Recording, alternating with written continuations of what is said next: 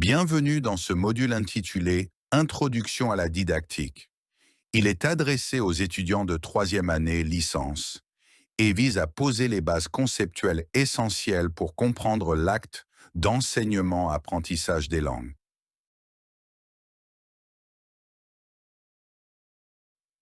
Introduction. La didactique se situe au carrefour de plusieurs disciplines contributoires, les sciences de l'éducation, les courants linguistiques et la communication. Comprendre cette interdisciplinarité est fondamental pour analyser les choix pédagogiques et construire une pratique d'enseignement cohérente et efficace. Chapitre 1. Notions de base.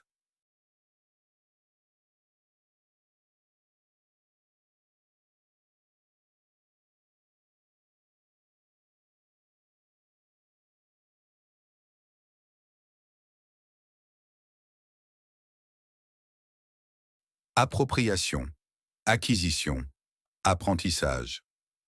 Le concept d'appropriation regroupe deux processus, l'acquisition et l'apprentissage. L'acquisition est naturelle, intuitive, souvent observée chez les jeunes enfants ou dans les contextes d'immersion.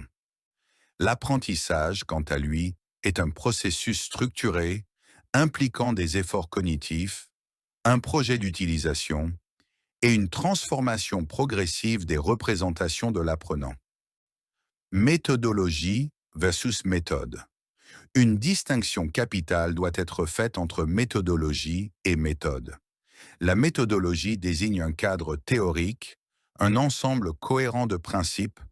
La méthode, en revanche, se réfère aux outils et aux techniques pédagogiques spécifiques, comme les manuels, les séquences ou les activités. Une méthode découle donc toujours d'une méthodologie. Données, information, communication. Une donnée est un signal brut. Elle devient information lorsqu'elle est interprétée par un sujet. La communication est l'acte par lequel on transmet cette information. Selon Grise, toute communication implique une intention argumentative. On justifie, on explique, on convainc. FLM, FLE, FLS. On distingue le français langue maternelle, langue étrangère et langue seconde. Le FLM est la langue d'appropriation naturelle. Le FLE est appris hors contexte natif, souvent en milieu scolaire. Le FLS se situe entre les deux. Il n'est pas maternel, mais joue un rôle officiel ou social important, comme en Afrique francophone ou au Canada. Théorie d'apprentissage. Le behaviorisme, initié par Pavlov et Skinner, repose sur le conditionnement stimulus-réponse.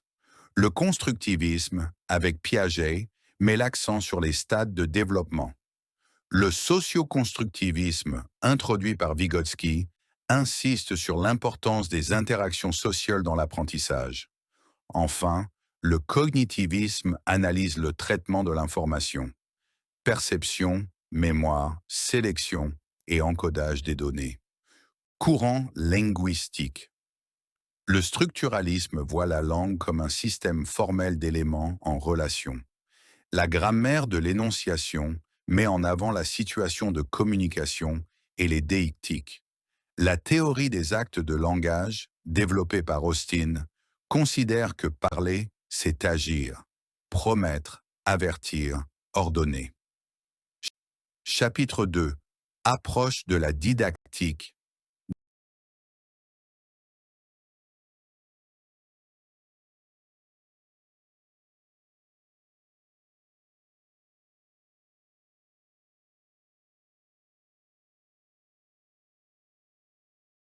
Didactique générale.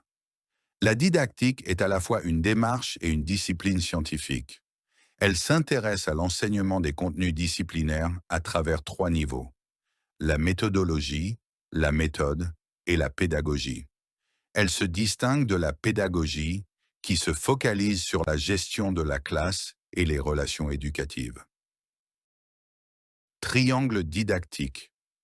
Le triangle didactique articule trois pôles: enseignant, apprenant et savoir, Chacun interagit avec les deux autres dans une dynamique constante. Ce schéma aide à comprendre comment circulent les connaissances dans un cadre institutionnel. Contrat et transposition didactique. Le contrat didactique est un accord implicite entre enseignants et apprenants qui structure leurs attentes réciproques. Il évolue avec le temps, influençant la zone proximale de développement. La transposition didactique, quant à elle, consiste à transformer le savoir savant en savoir enseignable. Didactique de la discipline. Chaque discipline scolaire développe sa propre didactique, adaptée à ses spécificités et à son environnement. Cette didactique emprunte à d'autres disciplines et s'inscrit dans un projet social et institutionnel. L'interdisciplinarité y joue un rôle central. Facteur en enseignement du FLE. L'enseignement du FLE est influencé par plusieurs facteurs. Institutionnel, statut de la langue, diversité des apprenants. Pédagogique, objectif, évaluation, contenu. Interpersonnel, relations et dynamique de classe. Technique, supports et moyens didactiques. Fonction de l'enseignant. L'enseignant de L1 développe les capacités intellectuelles, linguistiques et critiques des apprenants. Celui de L2 initie à la communication interculturelle, à la documentation spécialisée et à la diversité des usages. Il joue un rôle de médiateur, de facilitateur et de passeur de sens. Merci pour votre attention et votre engagement tout au long de ce module. Je vous souhaite une excellente continuation dans votre parcours d'apprentissage.